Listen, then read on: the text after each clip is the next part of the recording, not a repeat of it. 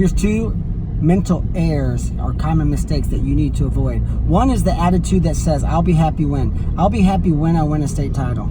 I'll be happy when I get a chance to wrestle in college, right? I remember watching an NCAA champ. He walked off the mat, ran back to the tunnel, and started hugging one of his coaches, and he was crying, and he was saying, it's over, it's over. So that's a guy who was probably not enjoying wrestling, and I was that way big time. I wasn't happy if I won a big tournament. I was relieved because I just put like negative stress on me. I wasn't enjoying, I wasn't enjoying the moment, you could say. And there's a lot of talk nowadays about this, Cael Sanderson, right? Be grateful for the opportunity to compete. Not everybody gets to compete, all right? Don't think about so much about, the outcomes. Just really try to be happy. Enjoy the weight cutting. Enjoy the travel. Enjoy sleeping in the van. Enjoy being on a team. Enjoy the crowd and getting to run out in the mat. Enjoy all that. Try to stay happy. Keep your spirits high, right? So, I'll be happy when is not a good thing. Another thing that's even worse is I'll be miserable until, or I'll be miserable if I don't. I'm going to be miserable if I don't win a national title, right? And that was, you put so much of your, your identity wrapped into that result. Hard not to, right? I've known 3 NCAA champs. 2 of them saw sports psychologists, and that's 2 things that they did. They went through a routine where they mapped out their life just in case they don't win an NCAA title, and they realized that they were going to, that was at 23 years old, so they're going to have another 60 years of life left.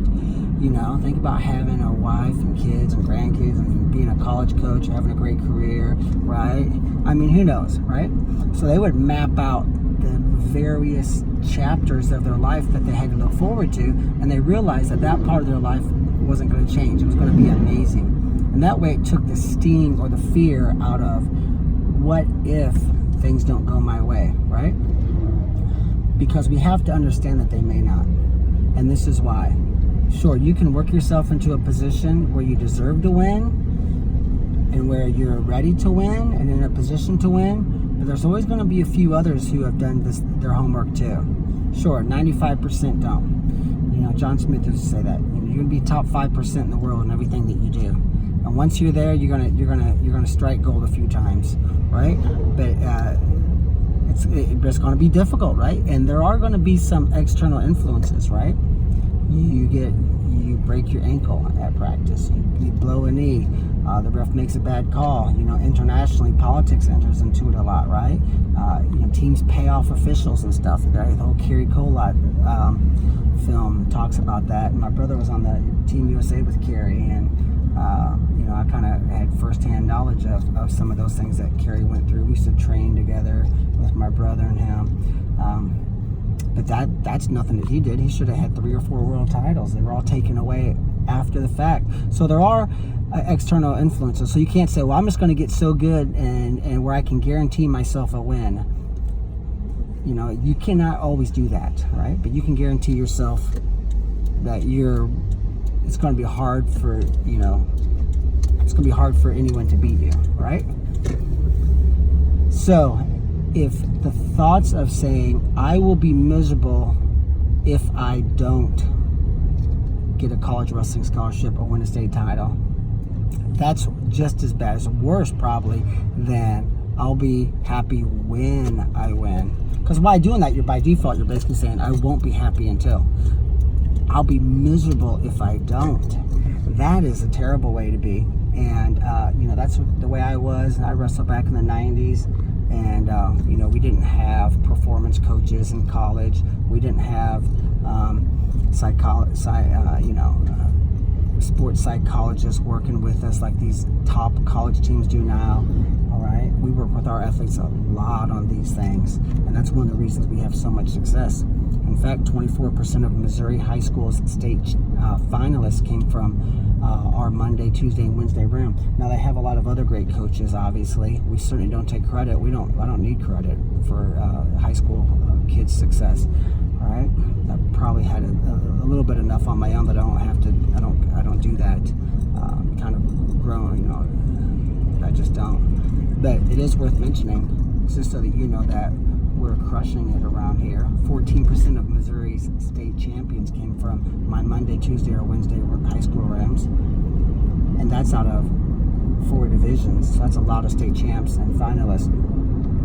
So I do think that a lot of the reasons our kids have success is because, we do a great job of helping them to wrap their emotions around this obstacle that they're trying to climb, right? And taking the pressure off, but yet still having high expectations of yourself, right? And learn to smile and say, yeah, I love this. I love competing. I love a couple of Conor McGregor fights where he's like literally smiling.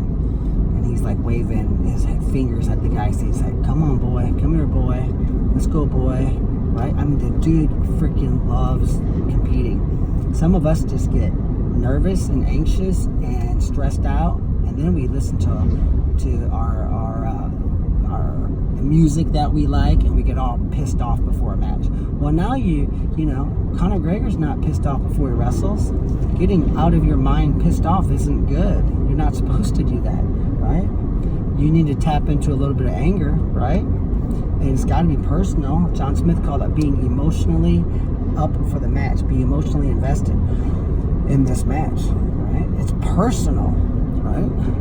But being out of your mind, psychotic and mad, especially when you're just covering up anxiety and fear and being psyched out and scared, that's not good, right? So I do think that that's one reason our athletes have a lot of success, and we're actually launching our wrestling mental game program here very soon. It's going to be amazing. Yeah, it's the same protocol that we have used for 20 years with our athletes, and we're at our 28-day wrestling camp. Getting back to the gist of this, I would definitely say avoid those 2 traps. I'll be happy when, or I'll be miserable if I don't. Those are 2 panic-stricken mindsets that will cost you. Learn to say, I feel like things are going to go my way. I have faith that in the end, things are going to work out for me. All right? Kendall Cross used to say, I have a way of just ending up on my feet in the end. And now he's an Olympic champ, right? He was NCAA champ as a junior, not as a senior, but as a junior, right? So didn't win everything all the time, but he just had faith that in the end, things tend to work out for me. And I think that's a real good mindset to have as well, and learning to be happy with the whole process, and trying to stay in a happy, high, good spirits. Good luck to you guys.